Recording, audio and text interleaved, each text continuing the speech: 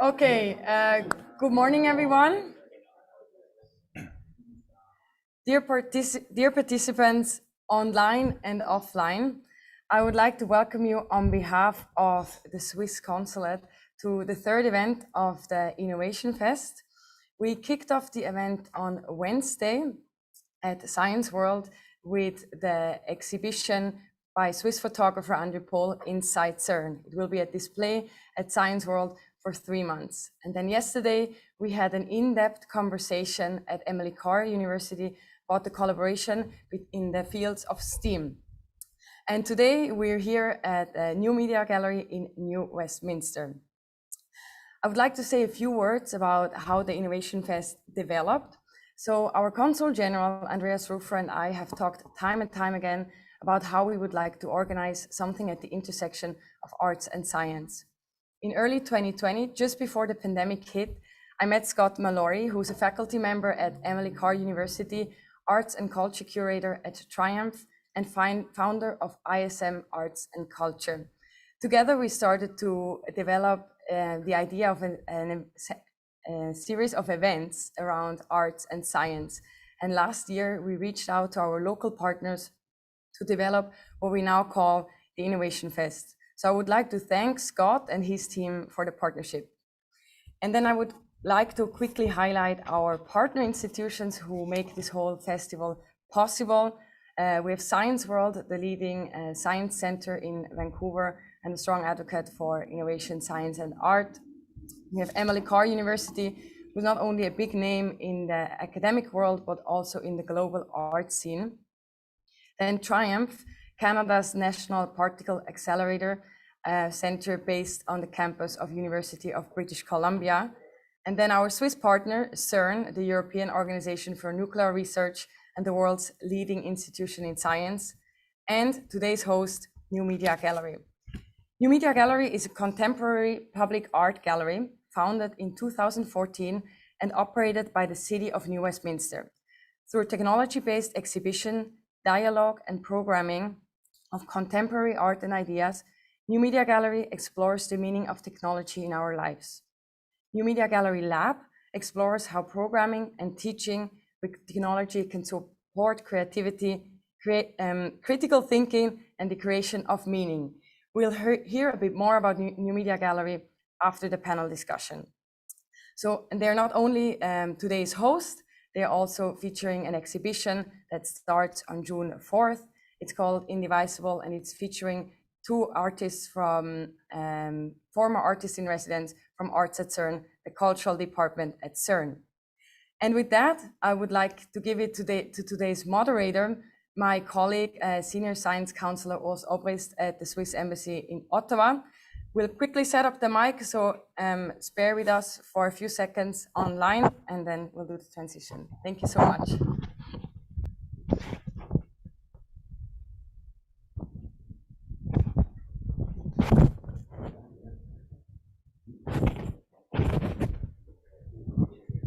I am on.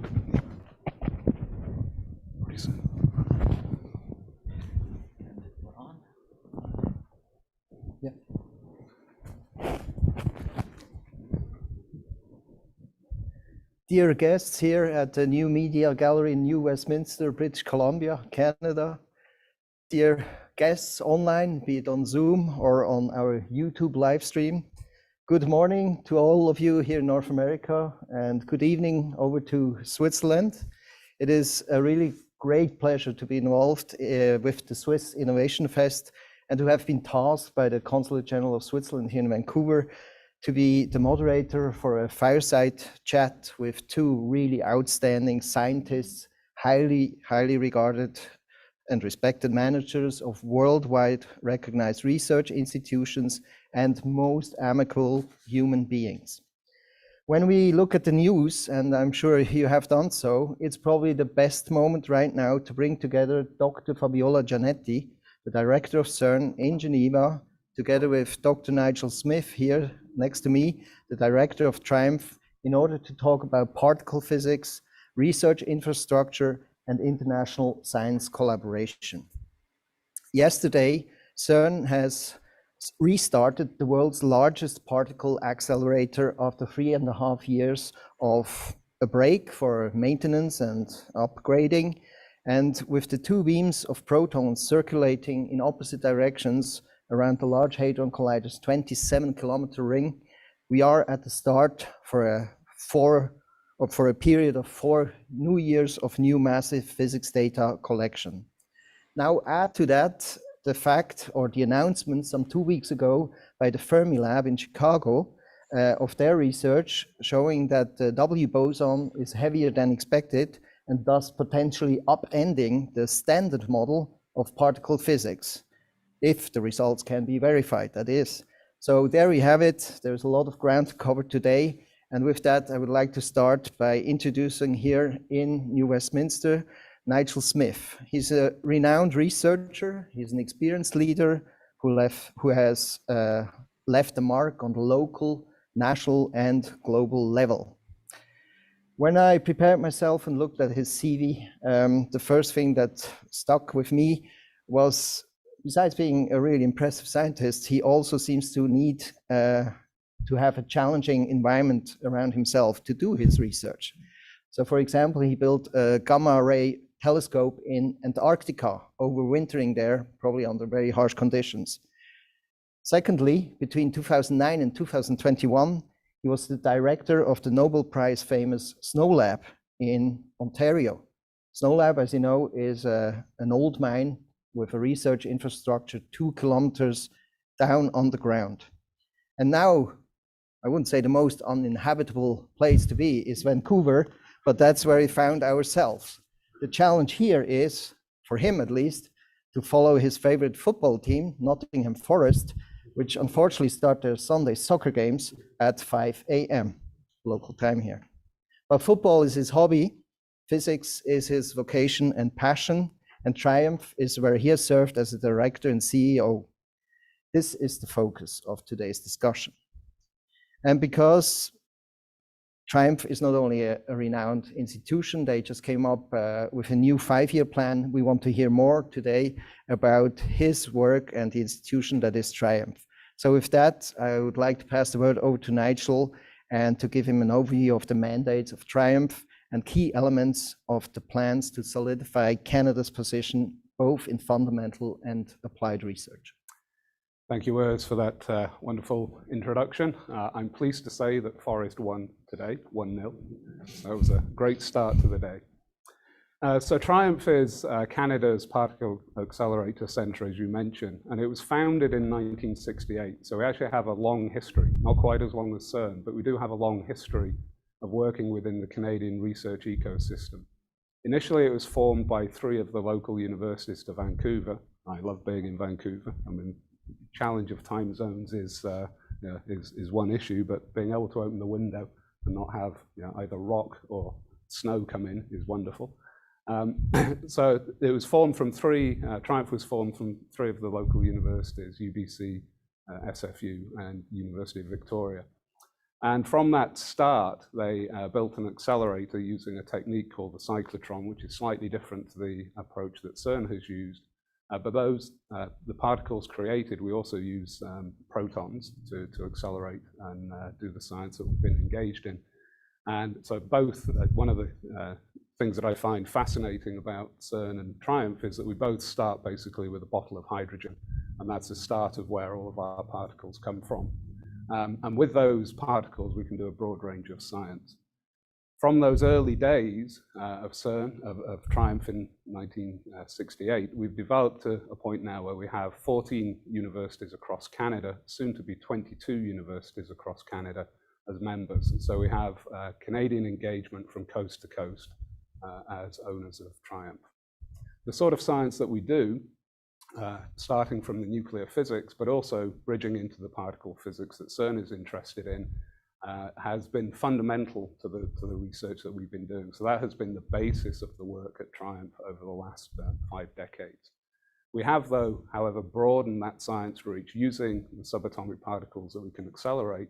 And we're looking at a broad range of science that we can approach, including material science, how do materials work, how do they work at the interface, so that we can then develop new types of materials and technologies, and also life sciences, which is a burgeoning area for us, where we're using radioisotopes to both identify and cure cancers. The original research threads very much focused on understanding the universe around us, and from the early days of studying subatomic particles, we've also broadened into looking at understanding how the universe itself has evolved, so studying some particles in nature, looking, for instance, at dark matter, which is part of my background. And so we cover the scope from subatomic particles all the way up to the evolution of the universe, meanwhile engaging in challenging some of the societal challenges that we currently face as humanity. So it's an extremely broad range of science, and I think one of the outstanding features that we will discuss more is the way that science is international, and the way that we're able to approach the science that we do requires the sort of engagement that we have with places like CERN, labs like CERN, and all around the world. So maybe I'll pause there. Thank you very much. You led me right into the segue to bring the second guest to our panel or fireside chat, Dr. Fabiola Gianotti, who, as I mentioned, joins us from Geneva. She's the first female Director General at CERN. She has worked there actually since 1994 on several experiments covering detector R&D, software development, and data analysis.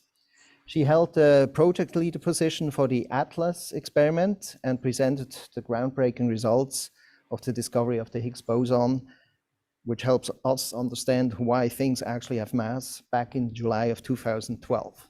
She has authored a most impressive number of over 500 publications. She holds 12 honorary doctorates, probably more by now. That goes up very quickly, I understand. And she's a member of several top-level international scientific committees and was also a member of the scientific board of the United Nations Secretary General. Now, when you look a little bit at her background, her father actually was a geologist, which gave her probably her love for nature and natural sciences. And her mother had a very strong passion for music and art.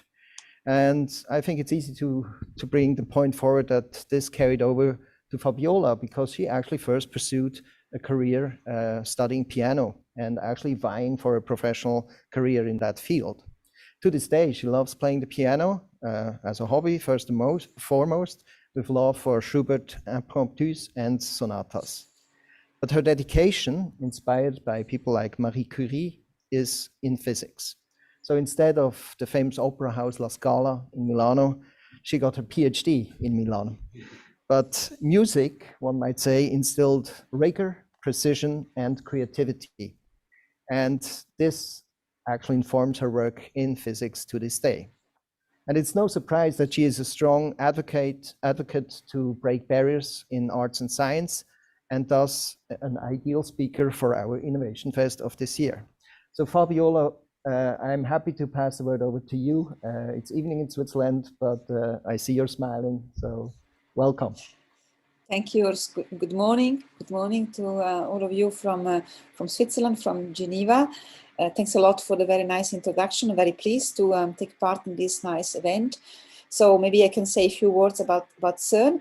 CERN is 14 years older than TRIUMF. It was founded in 1954 with the twofold goal of, on one end, bringing back scientific excellence in scientific research in Europe after the disasters of the wars, and also many scientists had left Europe during the war. So there was a need of establishing a high-level research center for science, and also to foster peaceful collaboration between European countries after the divides of the war. So today CERN has essentially 4 missions. First one is to do research in particle physics, and particle physics is the most elementary of all sciences because it studies the fundamental constituents of the matter and of the universe. The second mission of CERN is to develop cutting-edge technologies. Actually, this is a byproduct of our scientific objectives, because in order to study the elementary particles, we need to build very complex instruments, sophisticated instruments, 3 three main instruments: particle accelerators, particle detectors, and big computing infrastructure, and to develop a huge number of technologies in various fields that range from superconducting magnets to fast electronics, from vacuum technologies, cryogenics, etc. And these technologies are transferred to society free of charge, because open science is enshrined in CERN's convention. So when the web was developed at CERN in 1989, it was made available to everyone, for everyone to use and further develop free of charge. The third pillar of our mission is education and training, so training of tomorrow's scientists, and also education of high school students and teachers, and in general outreach and communication of science to the public. And last but not least, collaboration across borders. So the initial goal of the founding fathers of CERN was, establish peaceful relations in Europe, and now CERN is a worldwide lab. It attracts some 17,000 scientists from all over the world, some 200 from Canada, representing more than 110 nationalities. Some of these scientists actually come from countries that are not the best friend of each other, and at CERN they work together, animated by the same passion for knowledge. Today, we run the Large Hadron Collider, which was already mentioned, is the most powerful accelerator ever. As you know, is an accelerator hosted in a 27-kilometer ring, 100-meter underground, across the borders between Switzerland and France. And in 2012, it allowed the discovery of the Higgs boson. So on the 4th of July this year, we will be celebrating the 10 years of the Higgs boson. At the moment, in parallel to running the LHC, we just started the third and last period of the standard initial LHC. We are upgrading the LHC to be able to run with more intense speeds. And I would like to stress that Canada and TRIUMF in particular have been very strong partners of the LHC, and now also for the upgrade of the LHC. But actually, our relations date back to even, let's say, much earlier than the Large Hadron Collider, and Canada and TRIUMF are also involved in many other projects at CERN beyond the LHC. And I think I will stop here, because I guess we'll come back to some of these topics later on. Thank you very much, Fabiola. You both already indicated the history of your institutions. Obviously, history is important to understand where we come from and to know where we want to go to. I think it's very key to understand, both from your institutions, how you have evolved in terms of your topical foci. It wasn't just nuclear physics that you want to branch into, but you expanded efforts to become more multidisciplinary. So not just particle physics, also molecular science, material science, and even nuclear medicine, isotopes is what you have heard of.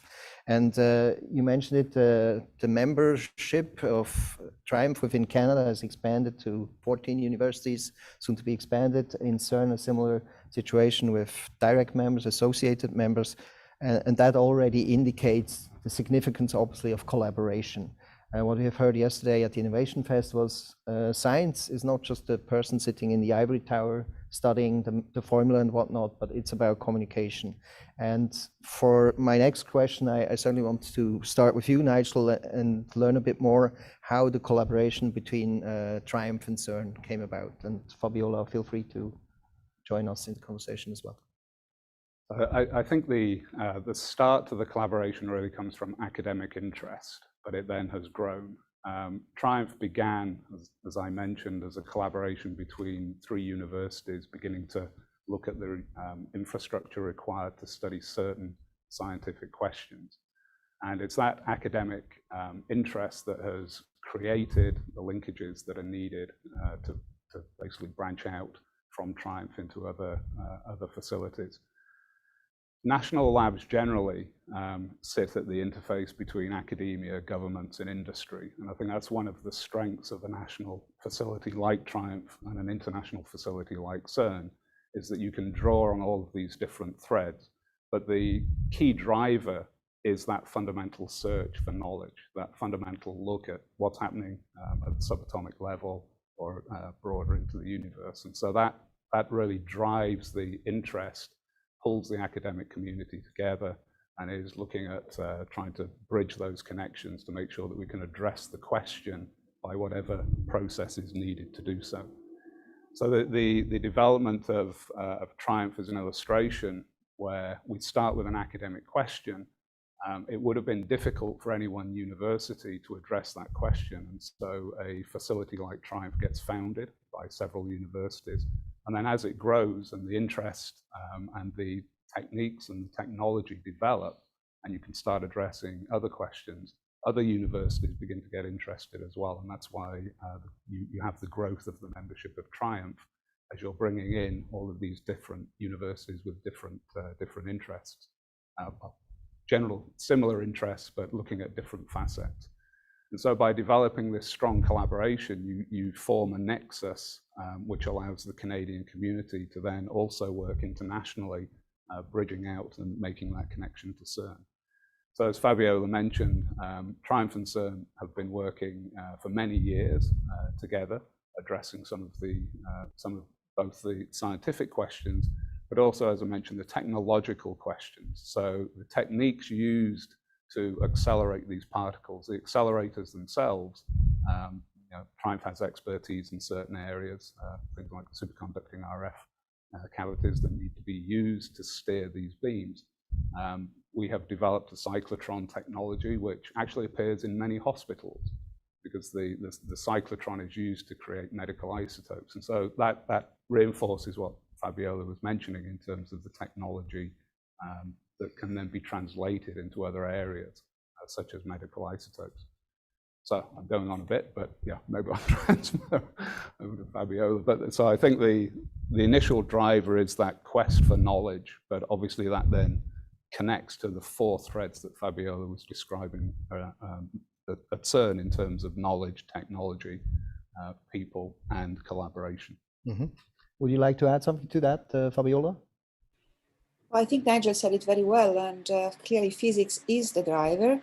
And then, of course, it's the role of laboratories like TRIUMF and CERN to also enable the worldwide community, the Canadian community in the case of TRIUMF, the European community mainly in the case of CERN, through the development of technologies that allow the physics to be made at the end and the physics objectives to be accomplished. And so we've been working together for years with TRIUMF in many domains, technological domains that go from magnets to superconducting cavities, from high power target ion sources, etc., for isotope production, etc. So, and I would like to stress that actually the participation of TRIUMF in CERN physics program is not only the LHC, but as I said, also they are very active in studies of antimatter, in study of isotopes. They have a facility at TRIUMF, but there's also one at CERN, which are quite complementary.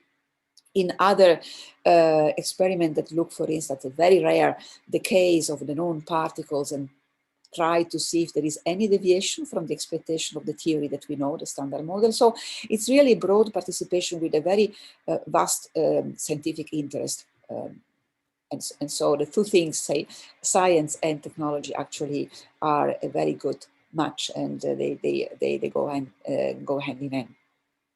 Thank you. And I think your statements already indicate the value on the technological side.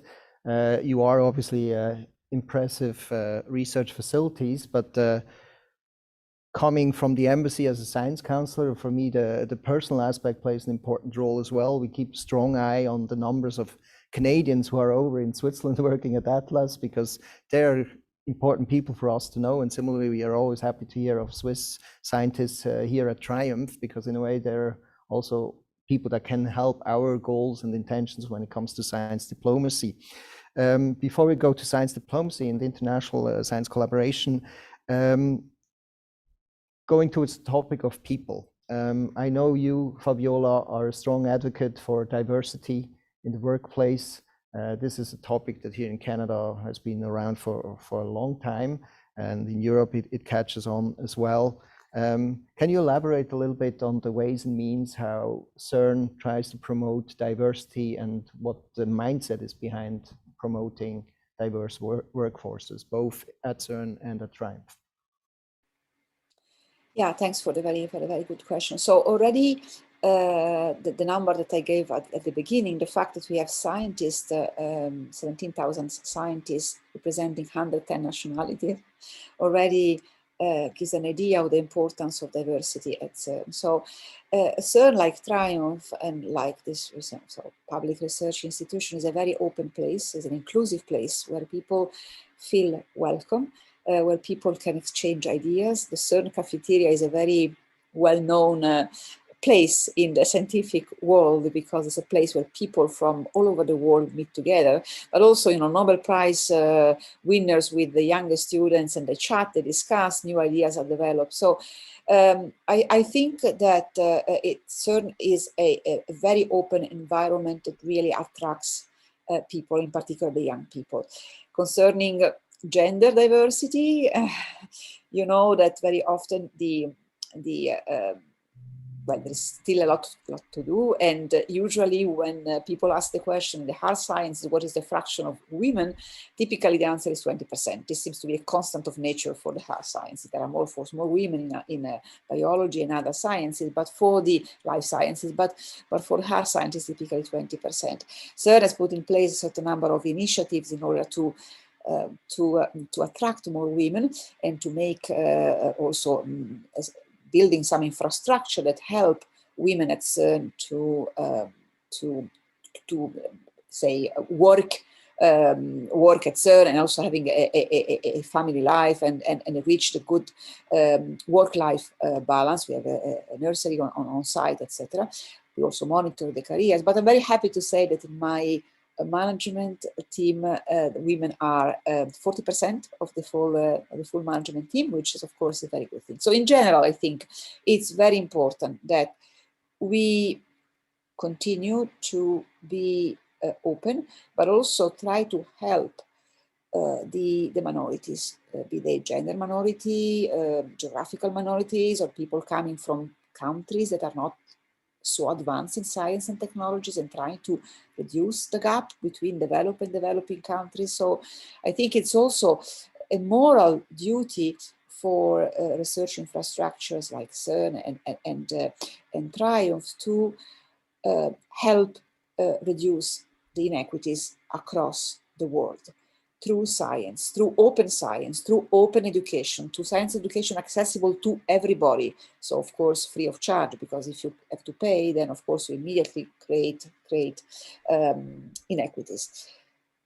I think I stop here. Great, thank you very much. Nigel? So I agree wholeheartedly with everything that Fabiola said. Perhaps one thing to add is in terms of the education component, I think inspiration is also important in terms of trying to demonstrate. The Innovation Fest is an example of that sort of approach, where trying to inspire young people into the sciences is a key part of that, of addressing that diversity question. So making sure that people know that there is a place for them in science, whoever they are, and can be inspired to come into a science, come into physics, work at places like CERN and TRIUMF. So I think a key role that the labs can play is through that outreach, as well as through the direct education engagement. And so the ability to ask these really amazing questions about the Higgs, where does mass come from? Questions about how is the universe going to end? Is the dark matter out there? Enough dark matter out there to close the universe, or is it going to end in a whimper? They're really amazing questions that inspire and challenge people, and I think having those sort of questions backed up with the education to show that everybody has a place in science, everybody can participate, is an important part of the mission of laboratories like TRIUMF and like CERN. And you, Fabiola, probably, I don't know, do you see yourself as a role model, as a female role model, given your career path? We talked about inspiration. I would see you. Well, I feel like I see myself as a physicist, as a scientist. My soul, of course, is at a researcher. I like doing research.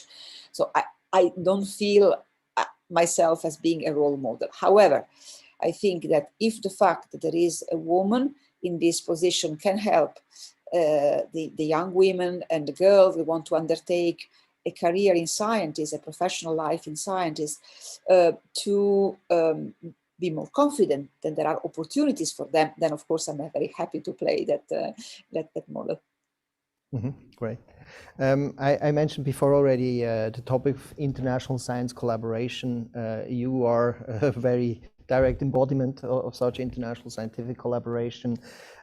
Geneva, as the audience and the people online will know, is not only the location of CERN, it's also a location of many United Nations institutions. And just recently there was the Geneva Science Diplomacy Anticipator established there. This is an institution that basically looks with its so-called breakthrough radar to anticipate the next big thing, not just 5 years down the road, but even 10, 25 years down the road. In that regard, you, Fabiola, have a strong in that world, so to speak, of science diplomacy. CERN and TRIUMF do not stand still. What are the developments on your ends for the next 5, 10, 25 years? I mean, it's nice that the machines are running since yesterday again, but you probably already think 10 years ahead from now.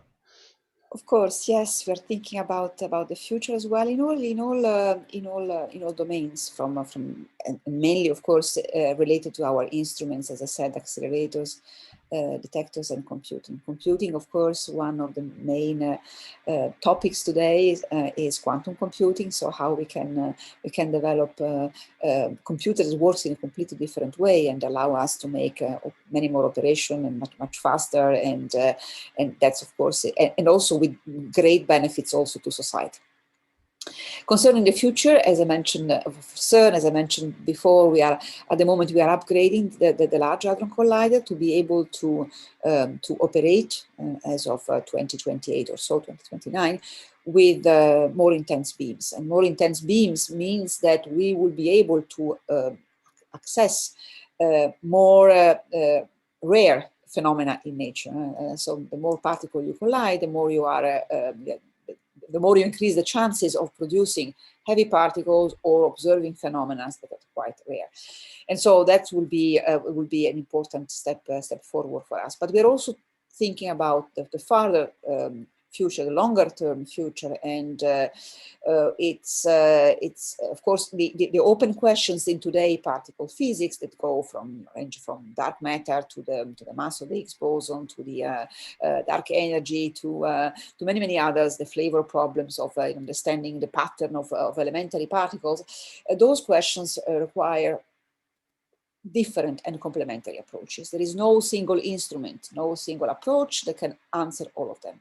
So the best way we can do is to deploy all the approaches, experimental approaches that the field of particle physics and the nearby fields of astroparticle physics have developed, thanks also to strong improvements in the technologies of accelerators and detectors. So this goes from accelerator physics to cosmic missions, from cosmic observation, from underground lab like Snow Lab, to many others. Accelerators will play their role and will continue to be important instrument and essential instruments, together with many others. For instance, there is only the Higgs boson can only be produced at accelerators, and this particle is so special in its features. We call these quantum numbers in physics, in the way it interacts, and in its role, the role of giving mass, which is completely different from the role of other particles, that it must be studied in all detail. So we are thinking of a next big accelerator, which will be not only bigger than the DLHC, but also more powerful. At the moment, there are many options on the tables, but the one that has been selected by the European Community of Particle Physics for a feasibility study is what we call Future Circular Collider. So it's a ring, a 90-kilometer ring in the Geneva, France region, and with more powerful magnets, etc., which will allow to, say, multiply by 7 the collision energy of the proton beams. So you said 100 kilometers.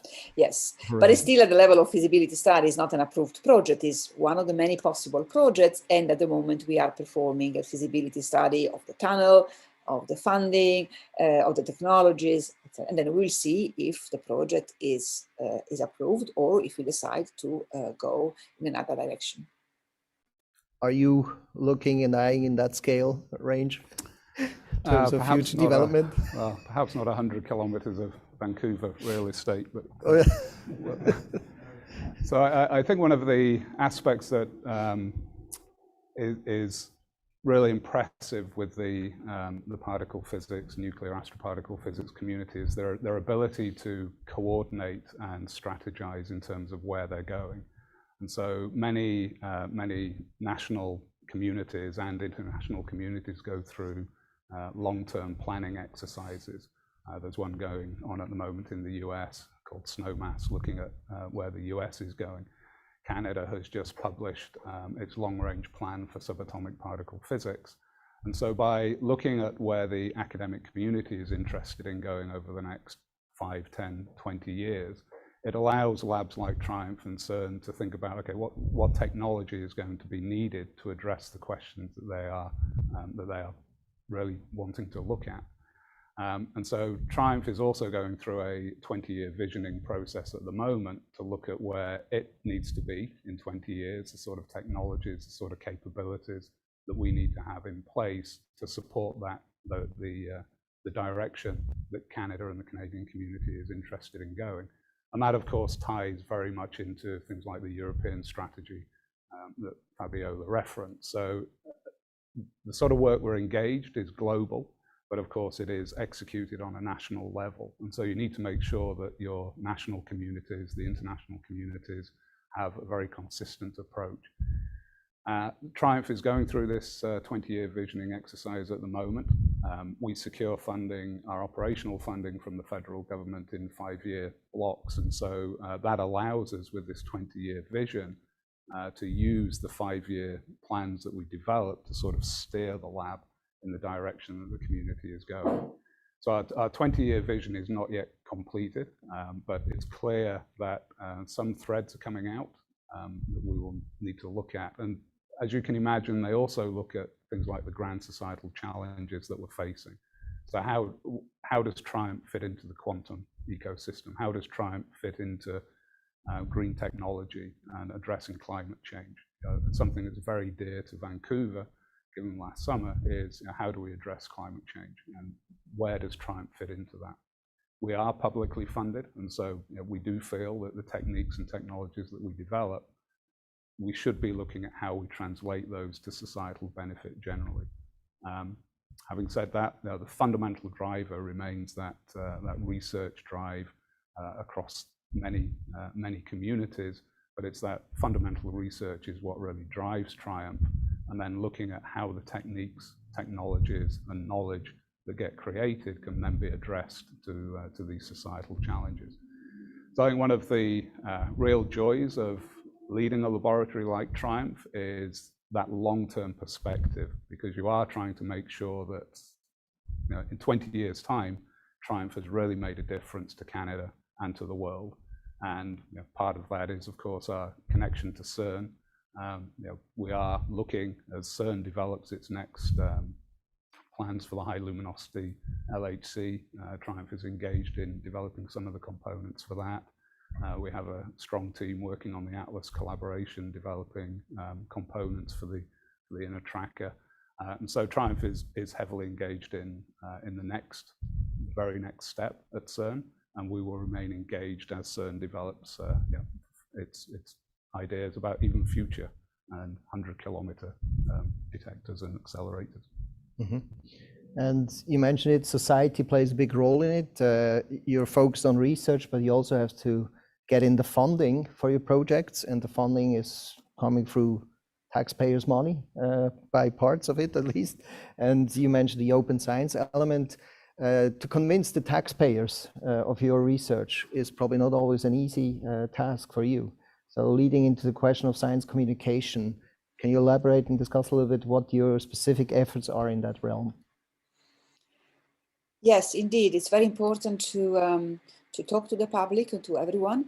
First of all, because what we do is not something that we do for ourselves. When we contribute to increase the knowledge of humanity, this is for humanity, it's not just for us. So I think it's our duty to share what we do with everybody. So at CERN we have a huge number of communication and outreach activities. At the moment, in particular, we are building a new building, which is called Science Gateway. It's a CERN, which will become CERN flagship learning center.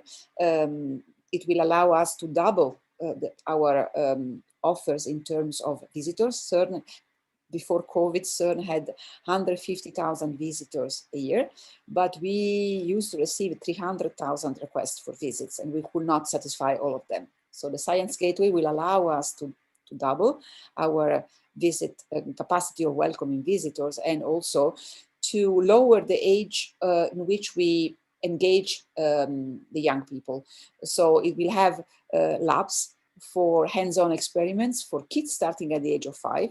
And this is, for me, it's very important. It's very important for the young people to understand what does it mean to be a scientist, for those who would like to undertake a career in sciences, so to attract more people to science.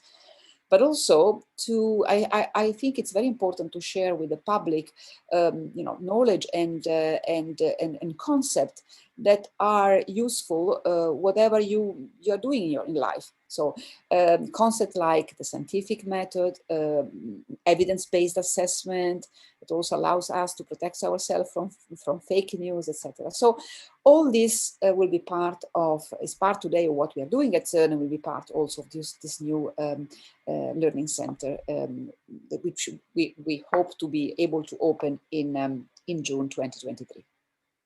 And just by way of this Innovation Fest, I came to meet one of your workers at CERN who has an active TikTok account. So you're not shying away from modern social media, right? Absolutely, so in particular, the young people are extremely active, and it's very, very good because they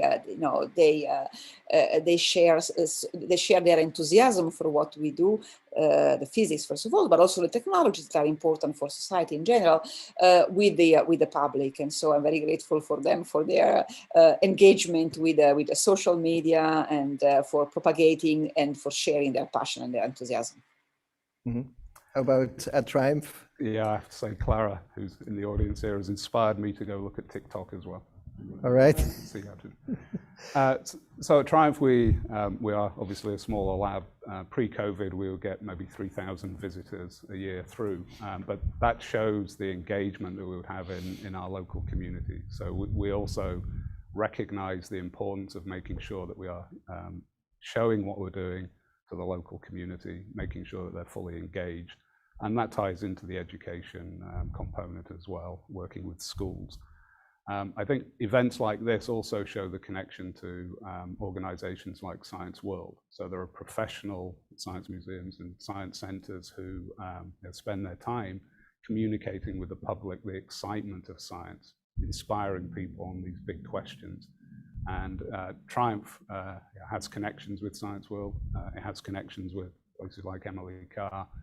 And that's all part of that drive to make sure that we are getting the excitement of our field out. And it's people do science. I mean, science is not some thing that happens in isolation. People do science. So you need to make sure that you are exciting those individuals who will be the next generation of scientists, and show them the sort of projects and the sort of questions that can be addressed. Picking up on your question about public money, I think a second component to that is demonstrating the utility of the funds that we do get. So the sort of benefit that comes out from the research we do. Fabiola's already mentioned the web coming out from the work at CERN in terms of data distribution. The web has transformed the world. It's transformed the way we do business. And that was handed out for free from CERN, but of course it was public funds have gone into the development of that. An example from TRIUMF would be during COVID. There was if you remember at the start of COVID, prior to having vaccines, the ability to support people with ventilators in hospitals was an area where there was a bit of a crunch. And a researcher working on a project actually at Snow Lab, Italian researcher, working with Art MacDonald, the Nobel Prize winner, recognized that some of the techniques used in the experiments to search for dark matter could actually be translated to building a new type of ventilator. And TRIUMF got engaged in that process and was a key driver in terms of taking that idea and actually building a ventilator that got preliminary approval within 3 months, and 6,000 of those were built and delivered to the Canadian government. So it's demonstrating things like that, where the technologies, it's not just the inspiration that we can demonstrate, it's the technologies that we have do have direct benefit to society. And so that somewhat serendipitous at times, because we aren't really driving to build a new ventilator at TRIUMF.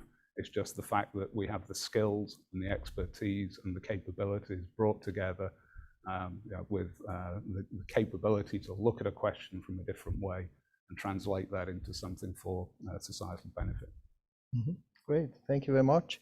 And yeah, speaking of communication, we actually have an open chat. If somebody out there in the ether has taken us up on the opportunity for asking a question, this is the open floor now. Feel free to send us your questions, and we try quite spontaneously to see if we have one right here. Yes, there's one coming in. Very good. So this is from Jennifer Sponer, which sounds very Swiss, but she's at UBC. She says, in my research in drug discoveries and protein chemistry, technologies such as quantum computing from CERN would be instrumental. I'm happy that the director mentioned it. I wonder if TRIUMF and CERN have data scientists focused on AI in their data analysis. And to Fabiola. Yes, we do. We have people, expert people working on AI. We actually use already AI, for instance, in some components related to the operation of the Large Hadron Collider, which, by the way, you can see here behind my shoulders. And techniques similar to AI are used in data analysis. So yes, there is a strong commitment, a strong involvement in AI. Mm-hmm. Do you have yes, very similar. And so both in terms of looking at the application of artificial intelligence to the way that the accelerator is utilized to try and optimize it. AI is being applied there. We're also developing at the moment our plans around quantum computing. So there are technologies that TRIUMF has that may be directly applicable to things like quantum computing. That, of course, is a growing area globally.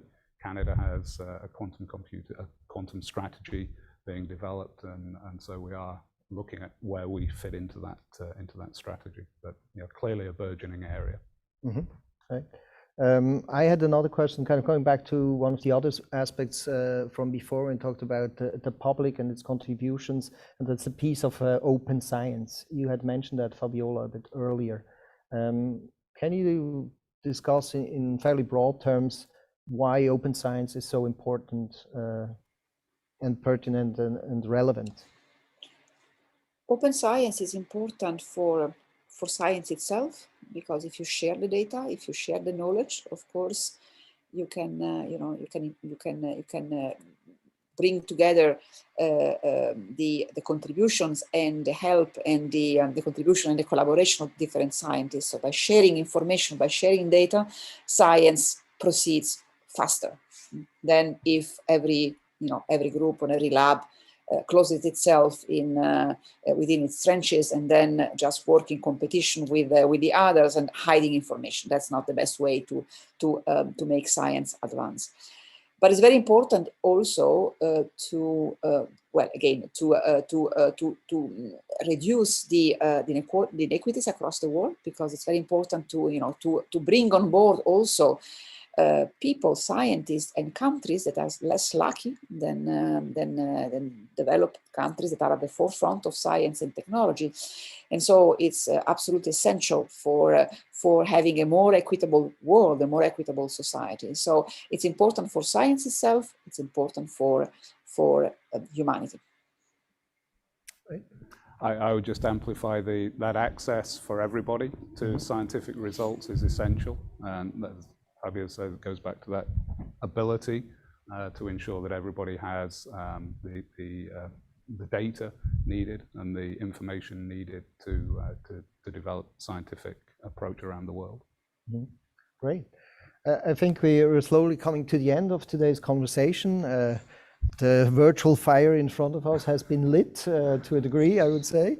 I think from the statements we've heard, all in the room will understand there's still lots of science ahead of us. I think 95% of dark matter is still pretty much unknown. I think you, Fabiola, called this an embarrassing fact for scientists. So on one end, but also very exciting because there is a lot of work to do. So it's very good. Of course, there's opportunity in that as well. Before I pass the microphone back to my colleague, I would like to... Oh, there's one more question. Excellent. Very good. I'm happy to take that question. Thank you. This is directed towards you, Fabiola. When you play the piano, have you ever had the experience of ideas, answers coming into mind in relation to your physics research? Yes, of course. But not only when I play the piano, you know, an idea, an interesting, and the solution to a problem can come also when you are queuing up at the supermarket waiting for paying. And so it's, and the longer the queue, the more time you have to think. So usually, no, absolutely, you know, when you do research, you are all the time, your mind is all the time there, and there is a problem to solve, which is what happens every day. And when you do research, you have to address problems every moment. Then then until you have solved it, it's in your mind and doesn't leave you in peace. So yes, when I play sometimes, but also also during any other moment of my life. I'm not sure if the attribution is correct, but was it Einstein who said something with regards to Beethoven music and physical sciences can be understood as such, but music, even though a lot of physics is in it, is much more that goes to it. So maybe that draws into that. And going back to the topic of soccer, I mean, I always thought, what is the line I can bring in when it comes to spin from W bosons up to a soccer team's best free kick to, I don't know, the big bounce. I don't know. Do you have any idea on that? Bend it like Beckham, I guess. Bend it like Beckham, okay. Spin it like Beckham. Good, great. So if you're out of question, I think that's a good point to conclude. As I mentioned, I would like to really, from the bottom of my heart, thank for your time, Fabiola over in Geneva, and you, Nigel, here, and ask the audience that we have with us here, and whom I would like to thank for their participation, to join me in thanking our two speakers this morning.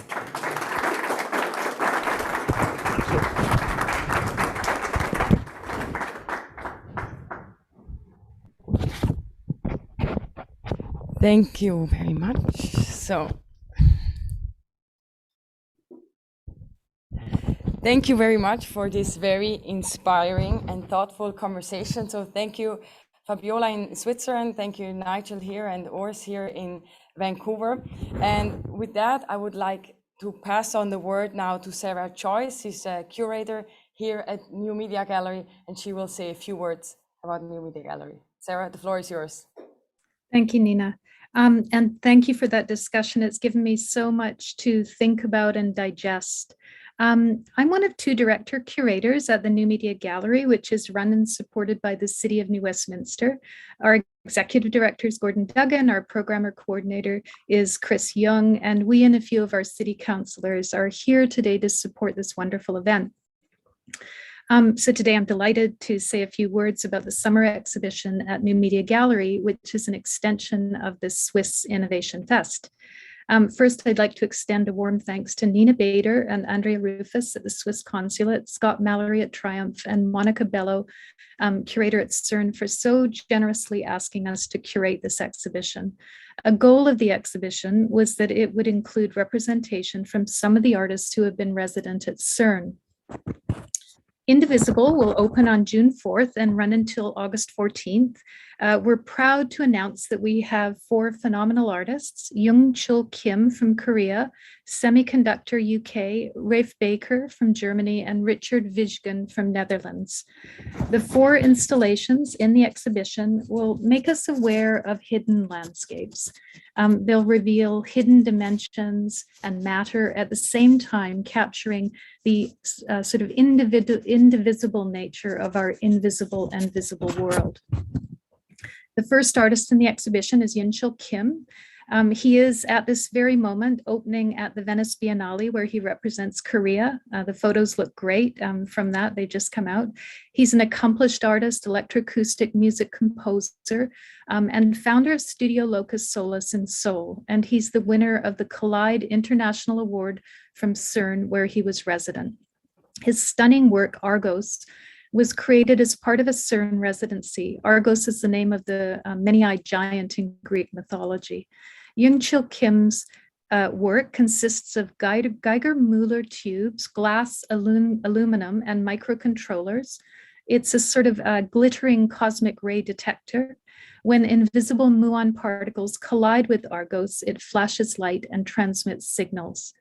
The next work is by duo Semiconductor, which is Ruth Jarman and Joe Gerhardt. Over 20 years, they've created work which explores the material nature of our world and how we experience it through the lenses of science and technology. They were awarded a CERN residency in 2015. Their mesmerizing HD single-channel installation, Through the Ages, was created when they were resident at CERN. The work is a space time lapse that explores how we make sense of nature through the language of science. Captured by the Aegis experiment at CERN, the work allows us to visualize pions, I hope I've got that right, protons and nuclear fragments flying out from annihilation sites. These particles ionize a photographic plate, which, when developed, reveals their trajectories over time. It's a really stunning work. Next, we have Rafe Baker, who poses questions about complex systems and their entanglements, provoking new imaginaries that combine the technological, the artificial, and the real. Baker has created Mirage. It's a projection apparatus that, through something called a fluxgate magnetometer, generates a synthesized landscape. It registers the magnetic field of the Earth, which is dependent on the Earth geodynamo and its interactions with the sun, and feeds this into an unsupervised learning algorithm. The strange sort of fluctuating landscape resembles some kind of dream environment. The final work is from Richard Vijgen, an artist and designer whose work focuses on data visualization. He creates multisensorial data experiences that, through technology, visualize the invisible dimensions of reality. Vijgen's work, Hertzian Landscapes, is a large-scale interactive projection and a live visualization of the radio spectrum. The work employs a digital receiver that scans large swaths of radio spectrum in real time and visualizes thousands of signals into a sort of panoramic electromagnetic landscape.